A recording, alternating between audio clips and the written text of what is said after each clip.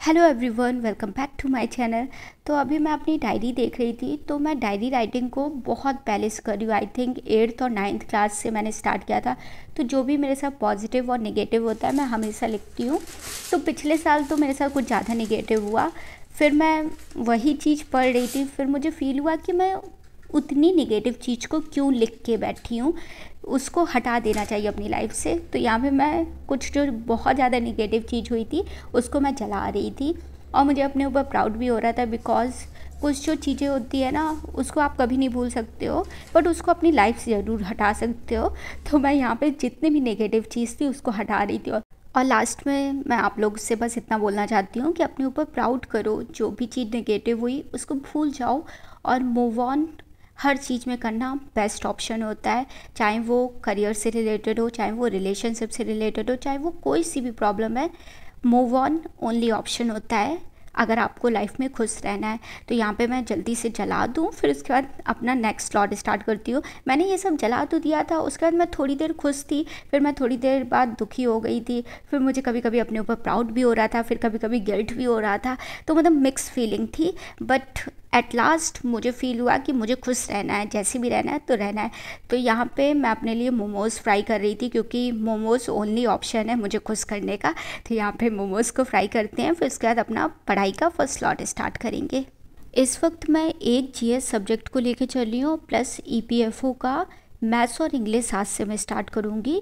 तो अभी मेरा जो 1 मंथ फोकस जो होगा वो ईपीएफओ पे होगा, क्योंकि मैंने फॉर्म भर दिया है और मैं एग्ज़ाम भी देना चाहती हूँ। तो इस वजह से अच्छे से प्रिपेयर करके जाती हूँ। 1 महीने है तो जितना पढ़ सकते हो उतना पढ़ेंगे। प्लस एक जीएस सब्जेक्ट मैंने ले लिया, तो अभी मैं इस वक्त पॉलिटी पढ़ रही हूँ।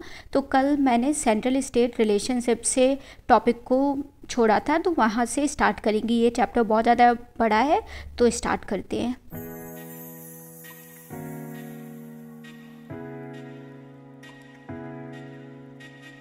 पॉलिटी का स्लॉट कंप्लीट करने के बाद अब जो मेरा नेक्स्ट स्लॉट होगा वो ईपीएफओ का सब्जेक्ट होगा। तो ईपीएफओ में बहुत सारे सब्जेक्ट हैं। तो सबसे पहले मैं मैथ्स और इंग्लिश से स्टार्ट कर रही हूँ, बिकॉज मैं मैथ्स बहुत दिनों पहले पढ़ी थी, तो अब मैं थोड़ा बहुत भूल भाल गई हूँ। तो मैंने सोचा कि थोड़ा सा पढ़ लेते हैं। तो बहुत मुश्किल से मुझे एक चैनल मिला है और वो चैनल मुझे ठीक लग रहा है, सिविल टैप करके है। तो इन्होंने बहुत कम लेक्चर में सारा कोर्स को कंप्लीट कर दिया है। मुझे ऐसे ही चैनल चाहिए था जो मतलब ज़्यादा लेंथी ना हो, बिकॉज कुछ चैनल जो होते हैं वो इतने वीडियोस बना देते हैं कि उसको ख़त्म करने में ही एग्ज़ाम पास आ जाता है। तो इस वजह से ये वाला जो चैनल था उसमें कम वीडियोस थी और बहुत ठीक ठाक पढ़ा रहे थे, बहुत बहुत कॉम्प्लिकेट नहीं कर रहे थे। तो मुझे लगा कि ये सही चैनल है, इसी से पढ़ना स्टार्ट कर देते हैं। और हाँ, कुछ लोग बोल रहे हैं कि मैं यूपीएससी और पीसीएस का छोड़ रही हूँ। नहीं, मैं छोड़ नहीं रही हूँ, बिकॉज़ अब मेरे पास फिर से 1 साल है। और आप लोगों को पता होगा कि इससे पहले भी मैंने बहुत ज़्यादा मेहनत कर ली है, तो मेरे पास बहुत ज़्यादा टाइम है। तो मैं 1 महीने ईपीएफओ को देना चाहती हूँ, उसको अच्छे से प्रिपेयर कर लूँ। तो यहाँ पे आप लोगों ने याली नमकीन खाई है क्या? क्योंकि मुझे इस नमकीन से अपने बचपन की याद आती है, क्योंकि मैं बचपन में ये बहुत ज़्यादा खाती थी। ये हरी मटर है कुछ, बहुत अच्छी थी, टेस्टी थी। तो यहाँ पे मैं मैथ्स पढ़ रही हूँ। पहला जो टॉपिक था वो नंबर सिस्टम था, ठीक ठाक टॉपिक था, मतलब इजी है। मतलब मुझे मैथ्स थोड़ी बहुत ठीक लगती है, तो मेरे लिए इजी था। फिर उसके बाद मेरे पापा का फ़ोन आया, क्योंकि हम लोगों को शॉपिंग करने जाना है। बिकॉज़ अभी मैं 1-2 दिन अपने गांव जा रही हूँ कज़न की शादी में, तो वहाँ पे आप लोगों को ब्लॉग भी मिलेगा। तो यहाँ पे मैं जूडियो गई थी शॉपिंग के लिए। तो जल्दी से अपने लिए कपड़े खरीदते हैं, फिर आपसे मिलते हैं।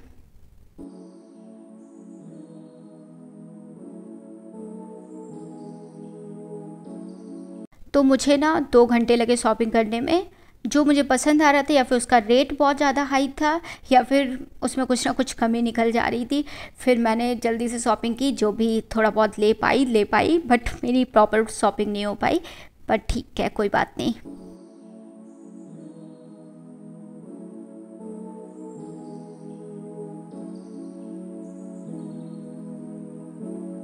फिर बहुत ज़्यादा मेहनत करने के बाद मैंने एट लास्ट बहुत अच्छे से शॉपिंग कर ली। मतलब पहले मैं बिल्कुल सेटिस्फाइड नहीं थी, फिर उसके बाद मैंने कहा कि यार कैसे भी करके ले लो, बिकॉज शादी में जाना है, कुछ कपड़े भी नहीं है।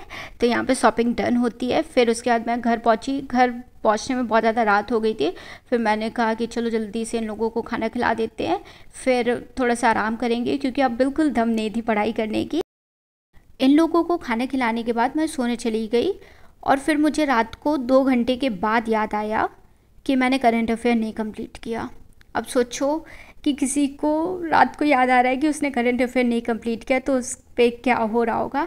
फिर मैं रात को उठ के करंट अफेयर कंप्लीट की, बिकॉज मैंने अपने आप से प्रॉमिस किया है कि मैं बिल्कुल भी अपने शेड्यूल को कट ऑफ नहीं करूँगी, जो है उसको कंप्लीट करके सोऊंगी। बिकॉज जब आप ये चीज़ डिसाइड करते हो कि चलो आज नहीं हो पाया कल कंप्लीट कर लेते हैं, तो इससे बहुत ज़्यादा बैकलॉग बस इकट्ठा हो जाता है और कुछ नहीं होता है। आप कल का सोचते हो, वो कल कभी नहीं आता है। मतलब मेरे साथ तो ऐसे ही होता है, तो इसलिए मैंने कंप्लीट किया, फिर उसके बाद मैं सोने चली गई।